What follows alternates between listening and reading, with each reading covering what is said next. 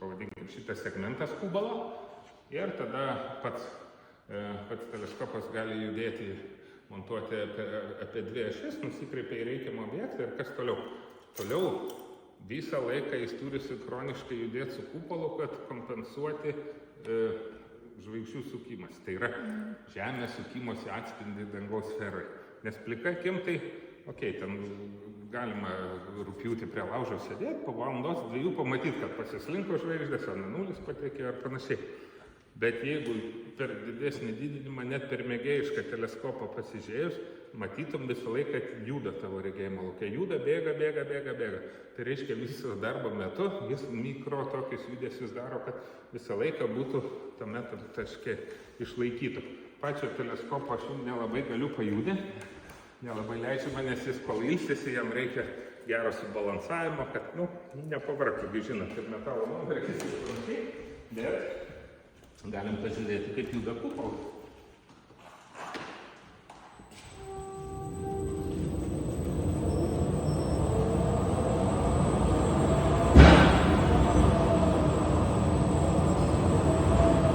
Čia mes judam, ne kupolas. Kai žiūri, taip net galva kartais būna, kitiems susiska, tai reikia atsargiai po to lipti.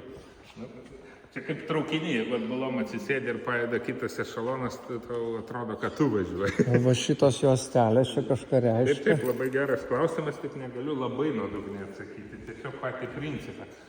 90 metais, kai jau įstatinėjo veidrodį, tuo metu dar nebuvo tokių kompiuterių, kaip mes suprantam dabar kompiuteriai. Bet vadindavo skaičiavimo mašinos.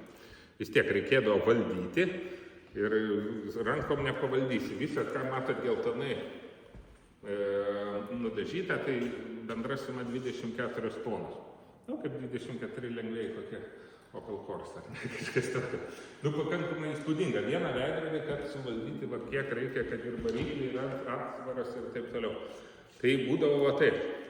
Būdavo toks prietaisas, dirbtinė akis, kuri būdavo nukreipiama į vieną tam tikrą tašką ir pagal tai, kaip pasisuka kupolas, kokią kombinaciją šitų juostelių iškrenta, jis supranta padėtį kupolo, kur jis stovi. Tai va, ačiū Dievui, nenulupo, tai toks įdomus reliktas, kuris parodo, kaip greit kinta šiuolaikinis pasaulis, nes praėjo 30 metų nepraėjo, realiai reikia tik 25 metų.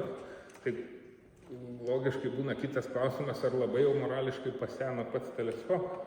Iš tikro, jis net nepaseno, jis dar pagerėjo, nes tuo metu, kai įstatyta, buvo netgi tų CCD imtuvų paprastų nebuvo. Turiu meni, kad buvo labai foto, tiesiog specialios plokštelės ir viskas surinkti šviesą. Tai dabartiniai jautrus prietaisai šito teleskopo galimybės 10 kartų palyginus su tai, kas buvo prieš tai. Ir trečias kyla klausimas, betgi užsiteršia veidrodis ir su laiko optika blogėja. Tai irgi yra sprendimas, kas metus arba 2, jau čia vietiniai inžinieriai, atsuka nuleidžia veidrodį ir jį specialiu skysčiu nuvalo.